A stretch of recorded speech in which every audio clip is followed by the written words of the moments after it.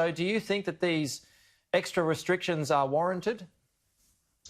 Well, good morning, Peter. Look, I think sadly in this environment and given our close border with Victoria, I think we have to take all the steps that we can. There are limited restrictions at the moment. As you said in the intro, 10 people now in a household and some restrictions in licensed venues. What we're seeing, though, is the government here rolling out testing stations across the state.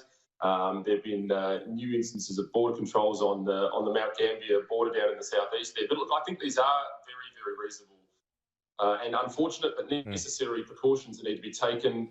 We can see how quickly this virus moves, and we see what sort of terrible damage it's done in Victoria in a relatively short amount of time. To date, we've been very, very fortunate in SA. We've only had 455 cases and still sadly, but 4 deaths, which on a national scale is pretty good. So I think we need to do everything we can, and this is probably a natural step, I would have thought. Well, is the state government though sort of going a bit too early on this? Because given the fact that Victoria is in the doldrums at the moment, it kind of needs all of the other states and territories to kind of prop up the national economy.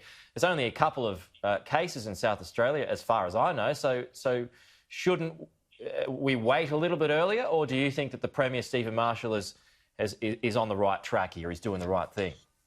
Well, I think the Victorian experience shows just how quickly this can move. I think that's really the issue here. And I should say, actually, I've seen reports this morning that one of those cases actually turned out to be a false positive, which is great news. So the Chief Medical Officer here would be very happy with that news, as would the Premier. So, look, I don't think you can be too careful. Look, it's never going to be a good way of doing this. Our businesses in SA are hurting as many as any, and I know this is costing something like $3 billion a month in Victoria, so the number would be less, but still significant in SA. I think the flip side to this is too dangerous. We need to do what we can early, I think, so I would support it. Just peering across the border, Senator, what do you make of the events of Victoria over the past couple of days? You've got people who are assaulting police, people who refuse to wear masks assaulting police.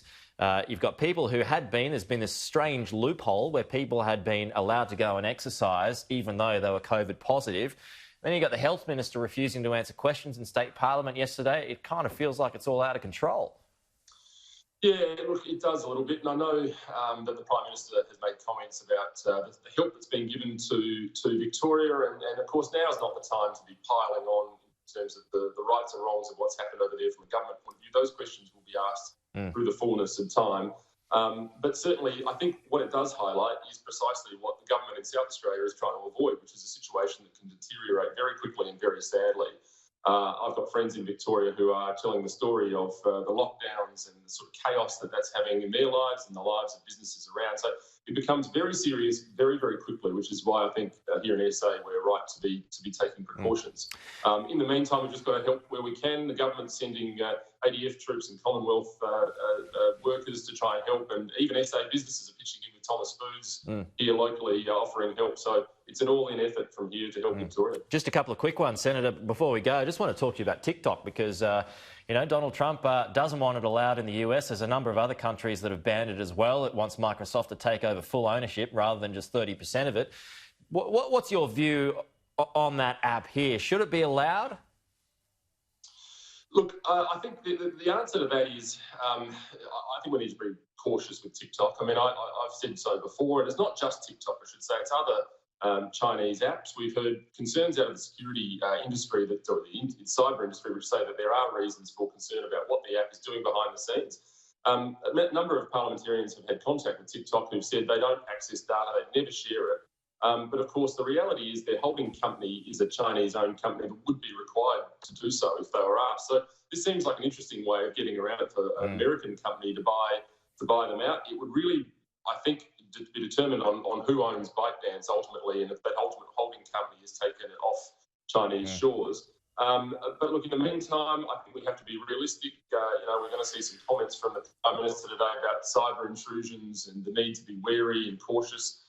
This last 6 months has lifted the curtain on some of these difficulties, and sadly, kids' software is not immune. Yeah, you're right. That speech taking place today, and he says, I assure you, he says to everyone, the Prime Minister, I assure you we are not being passive when it comes to this. Senator, we've got about 30 seconds left. I just want to get your thoughts on those horrendous pictures that we've seen out of Lebanon this morning. What's your thoughts on it? Well, look, shock at first instance. I mean, I saw all the footage too, and I can understand why the mayor over there is making comments about it looking like a mushroom cloud. It certainly does. I guess through the fullness of time, we'll find out what caused this. It seems to be the storage of fertiliser, and there seems to be some debate about where it was held on the port there and all that sort of stuff. But sadly, it looks like a lot of people died, 70 or 80 people in one Australian, Yeah, two at very, least. very sadly. So my thoughts go out to that family.